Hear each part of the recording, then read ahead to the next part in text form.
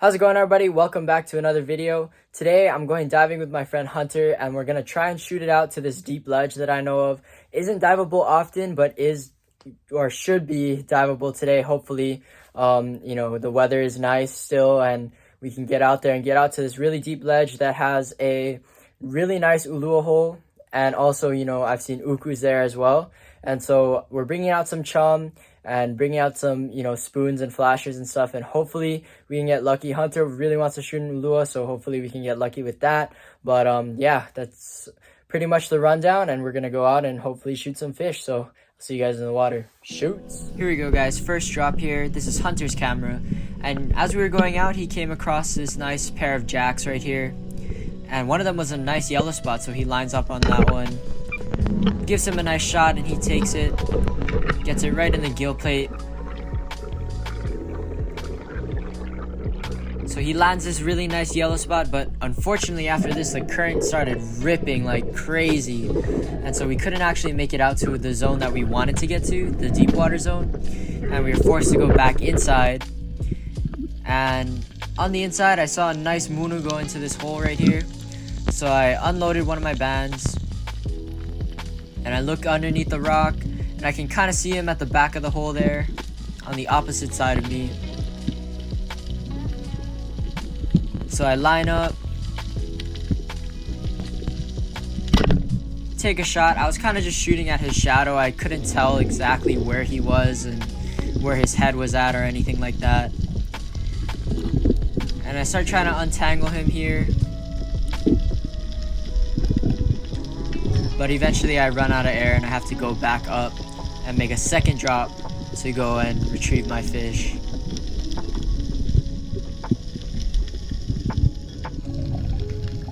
So I'm going back down here to go get the munu.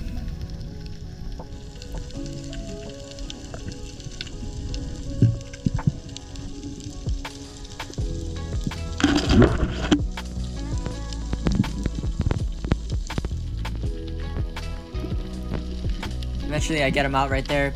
Somehow I got lucky and got him right in the eyeball,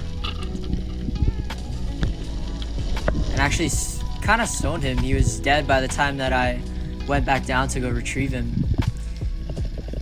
But like I said, I couldn't even tell really what I was aiming at. I just knew that I was aiming at the munu, and I just pulled the trigger hoping to get a good shot.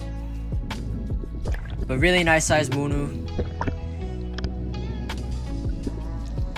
My first fish of the day right here.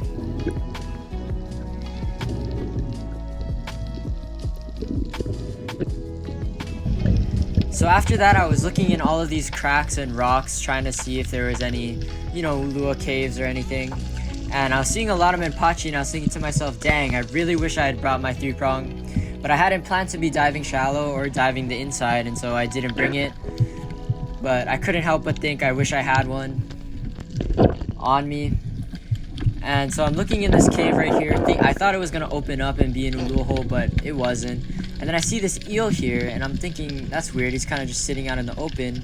And that's when I noticed it's got a 3-prong stuck inside it. And so I'm just super confused right now. I have no idea what's going on. But I guess somebody shot this eel right here, and it took their 3-prong away, and they weren't able to get it back, and so they just left it. But right when I was thinking that I really wish I had my 3-prongs, I just happened to find somebody's lost one. It was super, it almost sounds fake, and I know some of you might think it is fake and that we planted that there or something, but no, we actually genuinely just found that. And if you guys have watched my videos, you know I don't own a 3-prong that looks like this. But this eel was stuck on there, and even though I don't like puhis, I got him off and I, let him swim away, because, what am I gonna do if I kill him anyway? So I let him go. He goes into that hole right there. And now I had the 3-prong that I was wishing for. So I decided to get to work. This was already pretty late in the dive, and so I decided to knock down a few 3-prong fish as fast as I possibly could. So I'm going down here, and it took me a little bit to get used to this 3-prong. It's a little bit heavier than what I'm used to, so it's a little bit slower in the water. As you can see right here, I'm aiming at this menpachi, which I thought was in, 3-prong range, but missed there, and but the great thing about 3-prongs, as always, you can just reload it and try and take another shot. So I reload, and I aim at another one right here. And this time I get a shot. I made sure I was closer this time, and got him right behind his head there, so he wasn't ripping off or anything.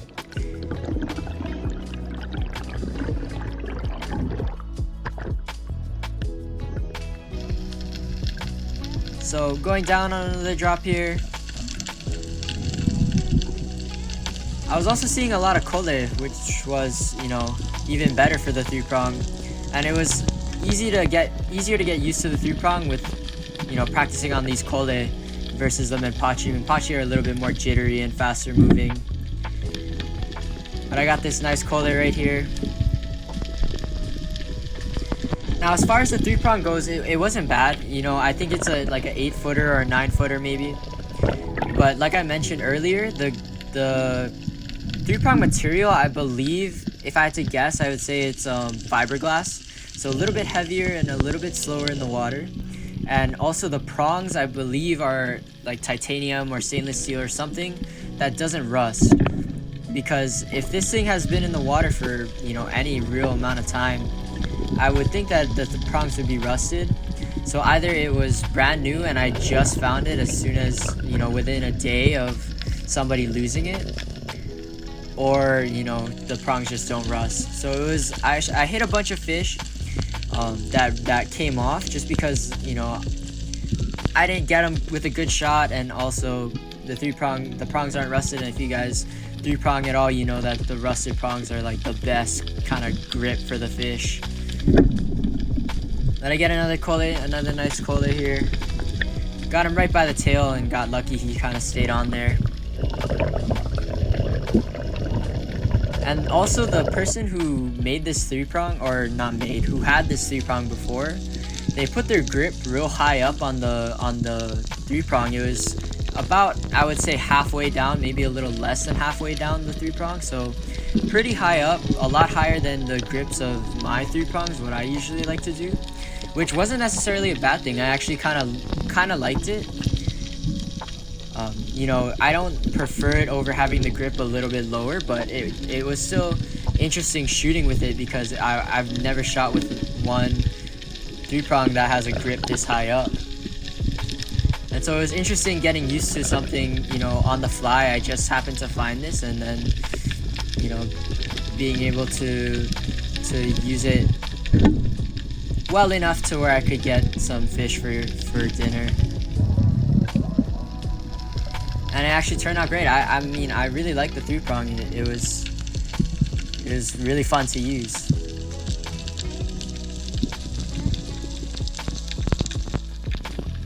So I'm going down on another Menpachi hole here, and you can't see him on camera, and I could barely see it, you know, in the moment. But I lined up on one and managed to hit him here in the head. I noticed that I had to be a lot more careful with my shots, because if I didn't hit them in the head or anything, they would kind of wiggle themselves off. So if I didn't get them in the gill plate or around some real bony part of them, they would kind of get off. And so I was really trying to focus on getting good shots in here. And if I didn't get a good shot, I tried to pin them against the back of the hole that they were in, or against a rock or something, just so that they wouldn't be able to wiggle off, and I could, you know, go in myself and retrieve them, or wait until they kind of tired themselves out and then retrieve them. Like this right here, I kind of push him up against the rock and then shove the spear in a little bit more, just so I could get the prongs a little bit further through his body. Another problem that I was noticing was that because I was only loading the spear halfway down to where the grip was, I didn't have a lot of punching power when I actually hit the fish, and so a lot of times the prongs wouldn't go all the way through, and so I would have to either wait till they tired themselves out, like I said, or push them against a rock, or, you know, push the prongs in a bit further if I could. Now this one I got lucky here, and I kind of did a little bit of a throwing motion with the 3-prong just to give it a little bit of extra punch, extra momentum. to get those prongs all the way through. Yeah, super fun, and I was so relieved to find this 3-prong, because like I said, I was feeling pretty hopeless about the dive. You know, there's not a lot of fish on the inside at this particular spot, but finding this 3-prong was like a blessing, because, you know, I ended up having a ton of fun on this dive, just, you know, going after these 3-prong fish. It was actually super fun at the end of the day. So really grateful to have found this 3-prong. To whoever lost it, I'm sorry you lost your 3-prong, and if you're watching this right now, please do hit me up on Instagram. It'll be in my description. Hit me up on Instagram and I'll get you this right back to you. But whoever you are, I really appreciate, you know, you letting me borrow your 3-prong for a quick session here.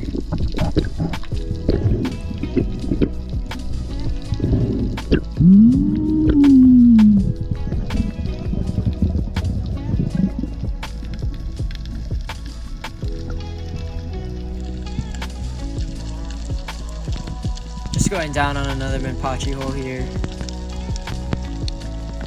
Trying to see what's going on.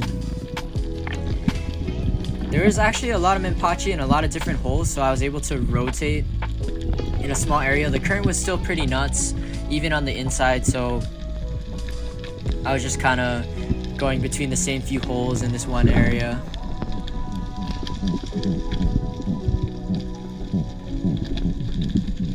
So this one, I kind of just barely got him with 1 prong. And so I pointed him up towards the surface so that as I'm going up, the pressure and the resistance from the water is kind of keeping him on the prong so that he's not able to wiggle off as easily.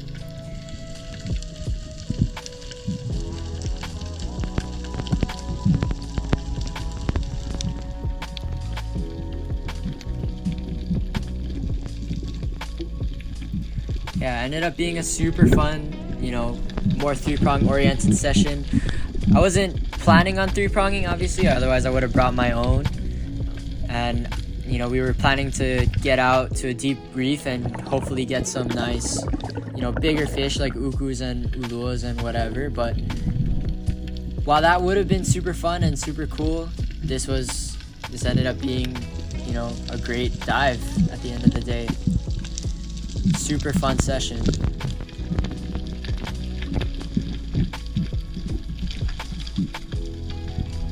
Just grateful to have been able to get some fish at what at first seemed like a botched mission.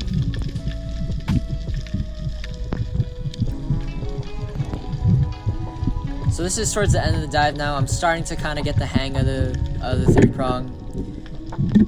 And, you know, picking the right shots, waiting for them to get a little bit closer so that, you know, the prongs will go all the way through when I do hit them, and being a bit more selective with the shot placement so that I don't hit them anywhere junk and lose them.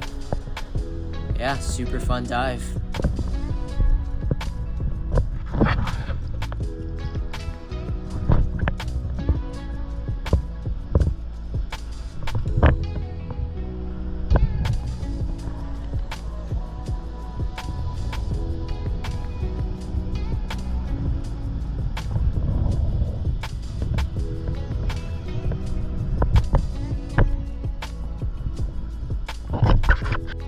Alright guys, that's it for today's video. Thank you all so much for watching. I hope you guys enjoyed. Didn't exactly go the way that we planned it. That dive was a little bit hectic, you know, a little bit crazy with the current. It was pretty nuts. We couldn't even get out. We couldn't even swim in one direction. I actually had to dump out all of my chum because it was so heavy that I couldn't move if I had it in my hands, and that's how crazy the current was. And I wasn't willing to get swept to Molokai just to keep some chum, so I dropped it all and was able to luckily get out of the current, make it back inside, and got lucky again and found that 3-prong that I was able to use to shoot a bunch of fish. even though I didn't bring my own, so that was pretty cool. But yeah, if that's any of your guys' 3-prongs, please let me know, and or DM me on Instagram. My Instagram is in the description below, so shoot me a DM if that's yours, and I will be more than happy to get that back to you.